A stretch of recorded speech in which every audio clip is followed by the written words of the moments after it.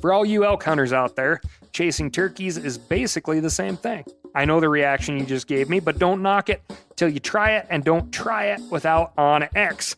The Hunt app will not only help you find new areas on public ground, but I use it to find out landowner info to get permission on private ground that I see birds on as well. OnX Hunt has a special offer for you. Use code CAL to receive 20% off your membership at onxmaps.com/hunt and find more birds this spring. There's nothing like snook hook sets at dawn or catching a tarpon in the moonlight. Find your next fishing trip made easy on fishingbooker.com and experience the magic of the Sunshine State or any other destination on your fishing bucket list. Book a blue water adventure in search of sailfish or go snapper fishing with the kids. With over 6,000 captains and trips to choose from, planning your next one just got a whole lot easier. Download the Fishing Booker app on the Google Play or App Store, or visit them online at fishingbooker.com to book your trip today. I'm sure a lot of you guys remember the old ceremonial hunting tradition of eating the heart out of the first animal you kill. Meat from those organs are among the most nutrient-rich foods on the planet. You can get those same benefits your ancestors craved via convenient daily capsules from Heart and Soil. Find out more at heartandsoil.co. And remember, use code MeatEater for 10% off your purchase. From MeatEater's World News Headquarters in Bozeman, Montana, this is Cal's Weekend Review presented by Steel. Steel products are available only at authorized dealers. For more, go to steeldealers.com. Now, here's your host, Ryan Cal Callahan.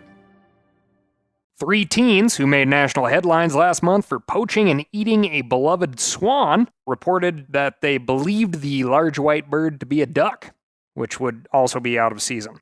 We know this swan was beloved because it had a name, in this case, Faye, F-A-Y-E. Faye was snatched and eaten from a pond in Manlius, New York by a 16, 17, and 18-year-old who also stole her 4 cygnets. Cygnets, C-Y-G-N-E-T-S, are what you call a baby swan. Like, you know, the kitten is to a cat, a puppy is to a dog, or a calf is to a cow. Comes from the old French word meaning little swan. Very creative. Anyway, the good people of Manlius, New York, were not happy about their local mascot being cooked and eaten. Swans are an icon for the village, according to the local media, and have been featured in the town since 1905. The teen trio told police they hopped the fence around the pond, held Faye down as she sat on her nest, and decapitated her with a knife. They then stole her cygnets and tried to sell 2 of them at a local shop. Officials said at a press conference last week that the teens didn't know the swan was a swan. They believed it was a very large duck. It's unclear why that makes a difference. If someone had told them Faye was a swan, do you think they would have then canceled their plans? I don't know. The 3 were charged with 2 felonies and 2 misdemeanors, and the town says they're taking steps to prevent similar incidents in the future. The mayor told local media that cameras will be added to the pond with video streaming to the police department and public works department, which tells me that Manlius, New York must be a very safe place if they're going to live stream the swan pond into the cop shop. Anyway, all 4 cygnets were recovered and will be returned to the pond when they're old enough to survive on their own. It's also worth noting that Faye had a mate, a male swan named Manny. If I was a journalist in Manlius, New York, I'd be asking where Manny was when all this went down. Could he be complicit? There could be more to this story. This week, public lands legislation and a rare find. But first, I'm going to tell you about my week. And my week was, it was solid. Hit the trails to work on the winter beer gut, picked some mushrooms, caught a handful of walleye. One observation, if you recall back to a recent episode, we talked about this study that came out on mosquitoes being more attracted to certain scents that people wear, smells, if you will. Well, if you're not a mosquito fan, try Old Spice Original High Endurance. I only say that because it seemed to really beat the heck out of whatever the girlfriend was wearing, because she got torn up so bad that we had to walk away from mushrooms and get back to the truck. Now, the reason that not only mosquitoes, but plenty of other bugs and birds and mammals were present on that hike is because the area has great biodiversity. Lots of pollinator plants means lots of pollinators and those things that try to eat those pollinators. Just after you listen to this, the public comment period for the BLM's, Bureau of Land Management's Conservation and Landscape Health Rule, will end. We are still fleshing out how exactly the mechanics of all of these changes will work, but it is widely accepted that the potential benefits will dramatically accelerate our ability to ensure landscape-level conservation on working BLM ground, which means more life out there in the big wide open, more bees, bats, bucks, bombers. So stop what you're doing and go to the Federal Register to comment. You can also go to the TRCP homepage, which will help you navigate your way through to make a comment, and we'll get a link up on the old meateater.com/Cal page as well. This is the rule package that includes the conservation lease program, which we'll be covering more in depth here shortly, I promise. Stop, go do it right now. We'll wait. It's not that hard. I'm finished.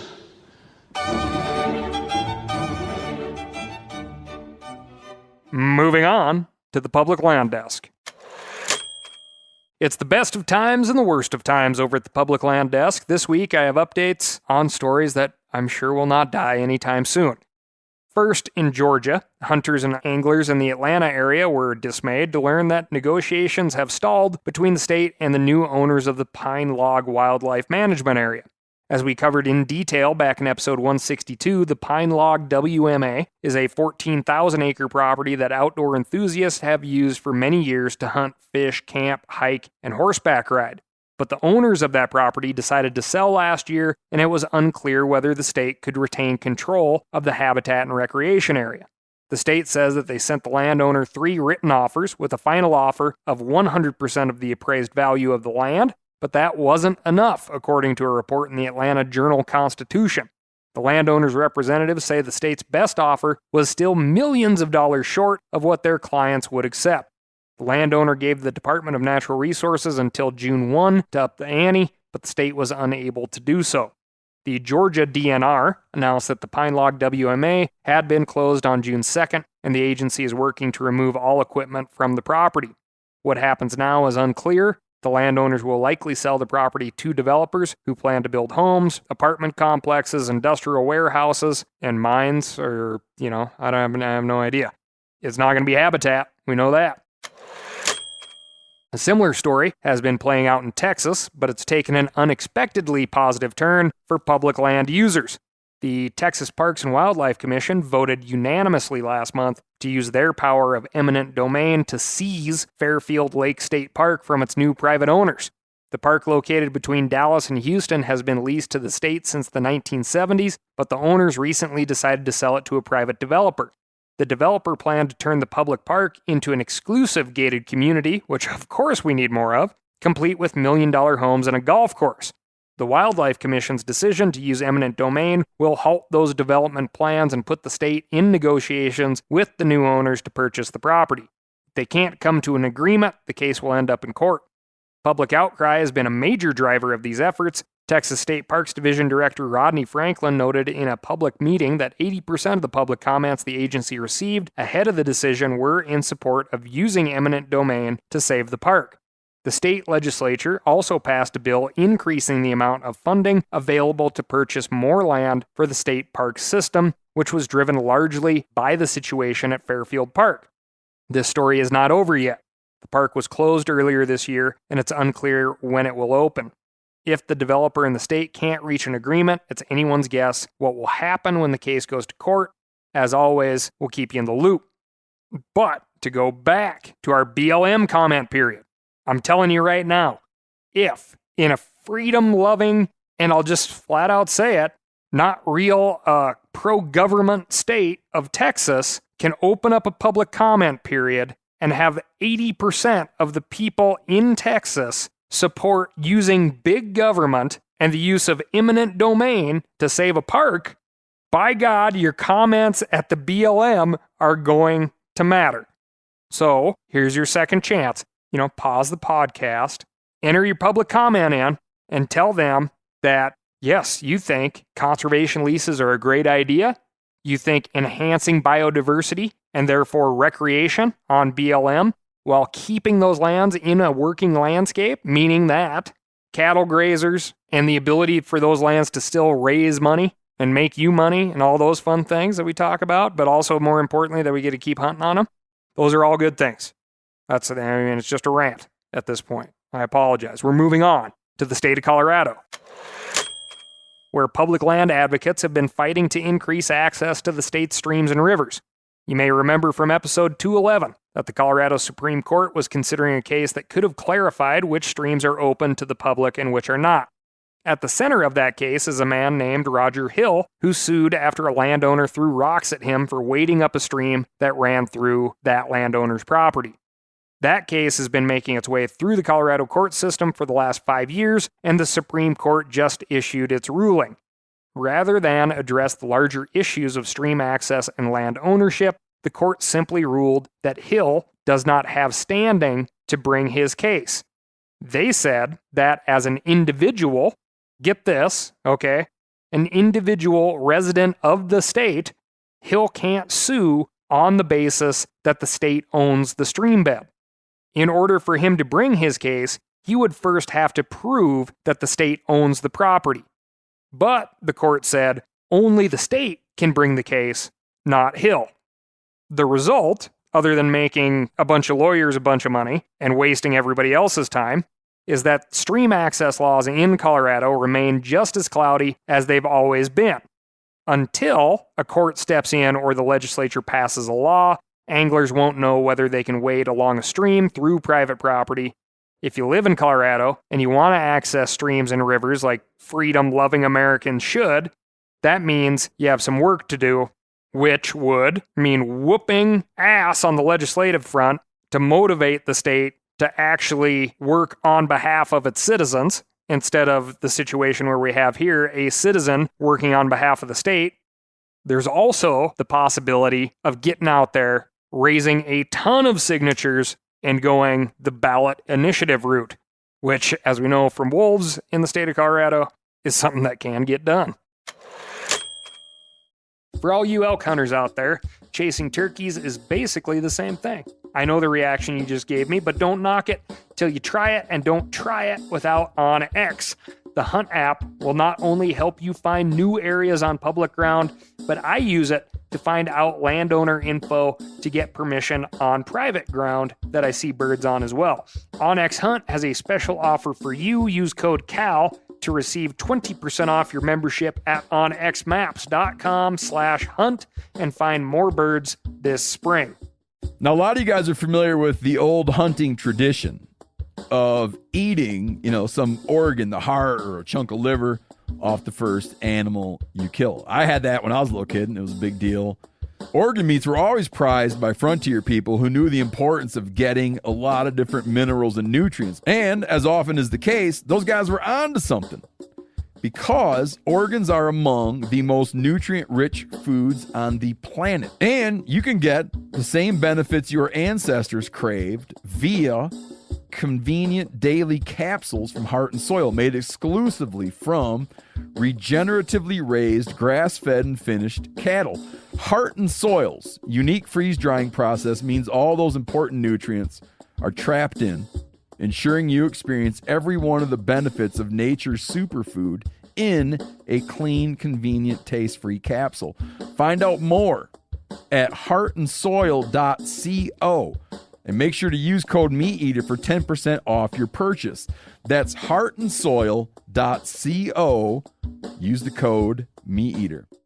You ever get that feeling you're stuck inside staring at screens and a primal urge kicks in? You crave wide open spaces, fresh air, the chance to connect with the land? Well, maybe it's time to find your own piece of the wild, but searching for property can be a maze. That's where Land.com comes in. They got millions of listings across the country, from mountain ranches to hidden fishing holes. Their search tools are like a seasoned guide helping you narrow down what you want. Land.com isn't just about buying and selling. It's about finding a place to hunt, fish, explore, or simply sit by a campfire and listen to the crickets. So head over to land.com today to turn one day into today, because trust me, there's nothing quite like the feeling of standing on your own piece of earth. Moving on to the ancient history desk. Archaeologists working in Israel have found bone whistles that may be the oldest known hunting calls in the world. Big thanks to listener Stu Crichton for sending us this story. Researchers found the 12,000-year-old bird calls in the Hula Valley, a wetland area used by millions of birds traveling between Europe, Asia, and Africa during their annual migrations. The whistles were made from wing bones of coot and teal and are intended to imitate the sounds made by birds of prey, such as the Eurasian sparrowhawk and the common kestrel. Hunters positioned themselves near waterfowl and used the flutes to attract the predatory birds. Waterfowl were scared into flight by the approaching raptors, and they may have been easier to catch in the ensuing chaos. Researchers also believe the flutes could have been used to trap the raptors themselves because their claws had several uses, including ornaments and to pierce bones for producing new whistles. Since archaeologists frown upon trying to play 12,000-year-old instruments, the researchers used mallard bones to create exact replicas of the prehistoric whistles. You can find out what they sound like right here. Phil?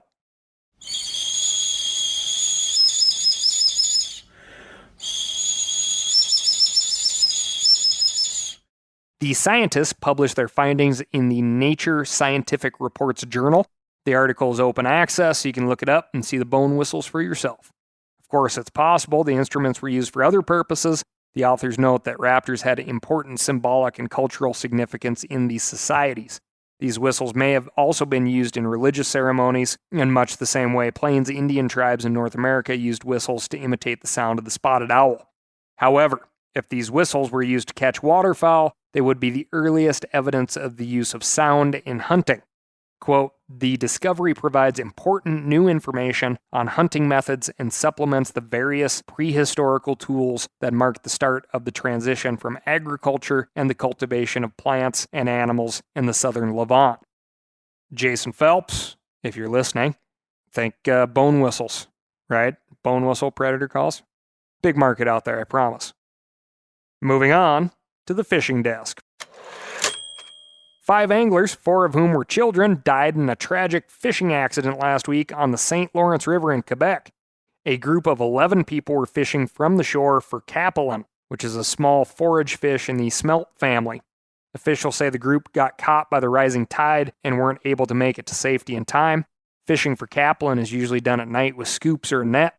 The group was on a sandbank accessed by all-terrain vehicles, and it's likely they just didn't notice the rising tide due to the darkness. The tide on the day of the incident was also one of the highest of the month. A 911 call came in at about 2 a.m., and police said initially that 6 people were rescued from the water and 5 others were reported missing. The bodies of 4 of those victims, all between the ages of 10 and 18, were found on the beach later that morning. A dive team found the body of a 30-year-old man, which accounted for all 11. It's unclear whether the group was local to the area and was aware of the danger that the tide posed. Another fishing expedition ended in tragedy last week when a 22-year-old man from Utah died during a spearfishing trip in Florida. The Martin County Sheriff's Office reported that the body of Max Robertson was recovered 2.5 miles offshore, just north of West Palm Beach. Robertson was freediving and spearfishing with a group of friends when they say he dove into the water with a spear gun, but never resurfaced. They immediately called for help and several agencies responded. The rescue team found his body about 50 feet under the surface. His spear gun had been deployed, and there were no obvious signs of trauma. Officials have not released the cause of death. If you're thinking, well, drowning, yes, you're right, but freediving leaves a lot of guesswork, right? You're solo, underwater. How this diver got to the point of drowning would be the mystery here. So, in regards to rising tides, I've been there. I get so obsessed fishing that my situational awareness can go down. For sure. So, good communication out there, folks. Long recreational season ahead of us. Be safe and have fun. Another potentially dangerous fishing incident, this one in Alaska, ended on a much more positive note. A man was hooligan fishing, which is, a real greasy kind of smelt-like fish as well. He got stuck in the mud, and bystanders were unable to pull him out. Hooligan are typically caught by dip net, and fishermen can catch hundreds of them at a time. They're well renowned for awesome bait fish. They're also known as candlefish because they're so oily, reportedly you can dry them and light them on fire. This particular fisherman was targeting hooligan along the 20-mile river in southeast Alaska. He got caught in the Turnagain Arm mud flats just south of Anchorage, and bystanders tried for an hour to pull him out before finally calling for help. It took the fire department 14 minutes to get the man out. They used a custom mud rescue tool that uses pressurized water to liquefy the mud around the victim. Not everyone is so lucky. Later that month, a 20-year-old Illinois man died after getting stuck in the mud and becoming submerged in the incoming tide in the exact same area. Rescue crews were dispatched to the area, but he had already been submerged by the time they got there. It took them another 6 hours to recover his body. All this to say, as fishing seasons heat up this summer, be careful out there. Fishing accidents could get a lot more serious than the odd treble hook in the finger. Moving on to the cat desk. Scientists have discovered a potential breakthrough in the war against feral cats. Regular listeners to this podcast know that I'm no fan of free-ranging cats. These invasive critters kill billions of birds, lizards, and small mammals every year, not to mention spread disease and upset sensitive ecosystems. The most common so-called humane method of dealing with feral cat populations is something called trap, neuter, release, which is complete crap. Cats are rounded up, they're spayed or neutered, and then released into the same place where they were trapped. It's costly and time-consuming, and the data on its effectiveness is mixed at best. Now a group of scientists think they have a better solution. Reporting in the journal Nature Communications, they describe an injected gene therapy that renders female cats infertile. The researchers injected 6 female cats with the gene therapy and kept 3 additional cats as the control group. The control cats gave birth to litters after mating with fertile males only once, but 2 of the cats that received the therapy also mated with those same males, and none of them got pregnant.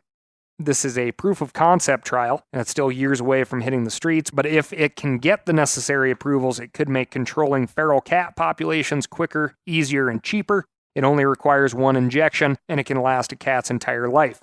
One of the cats that received the therapy mated with a male 2 years after injection without getting pregnant. Of course, an infertile female cat kills just as many squirrels and rabbits as a fertile one.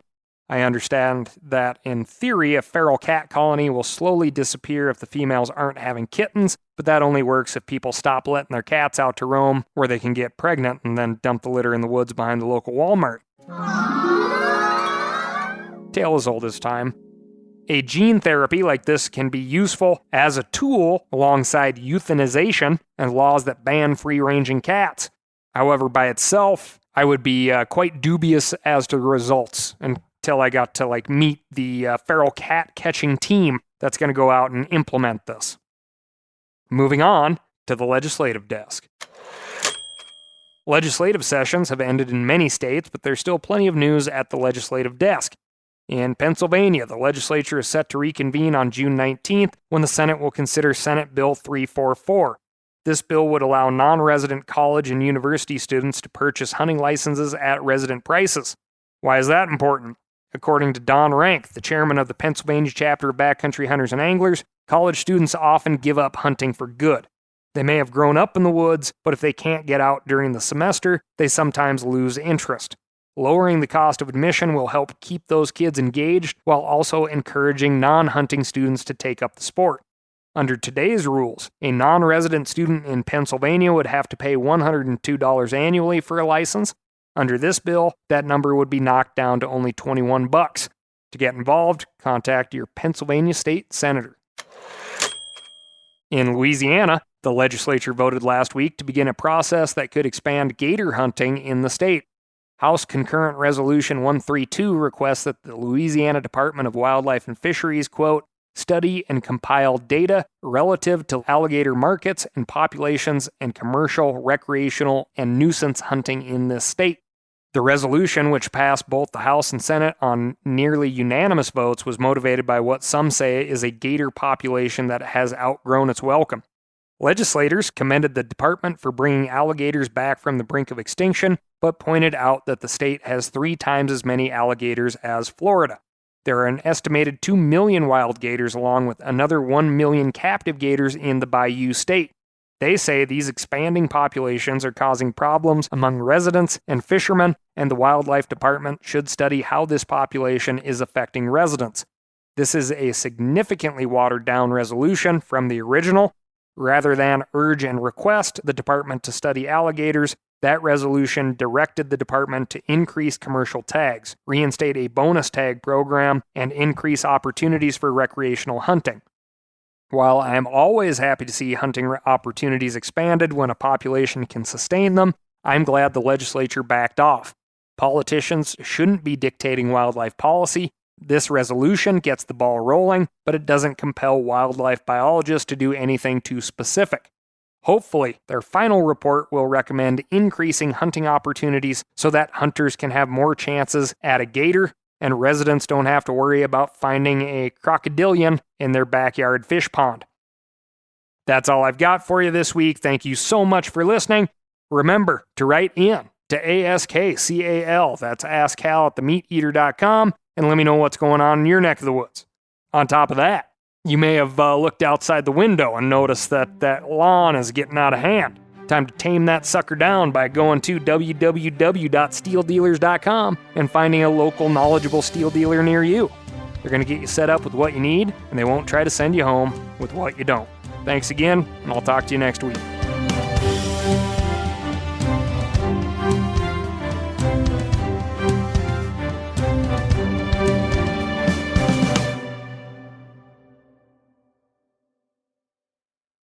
I'm sure a lot of you guys remember the old ceremonial hunting tradition of eating the heart out of the first animal you kill. Meat from those organs are among the most nutrient-rich foods on the planet. You can get those same benefits your ancestors craved via convenient daily capsules from Heart and Soil. Find out more at heartandsoil.co. And remember, use code MeatEater for 10% off your purchase. Outdoor adventure won't wait for engine problems. Things like hard starts, rough performance, and lost fuel economy are often caused by fuel gum and varnish buildup. Seafoam can help your engine run better and last longer. Simply pour a can in your gas tank. Hunters and anglers rely on Seafoam to keep their engines running the way it should the entire season. Pick up a can of Seafoam today at your local auto parts store or visit seafoamworks.com to learn more.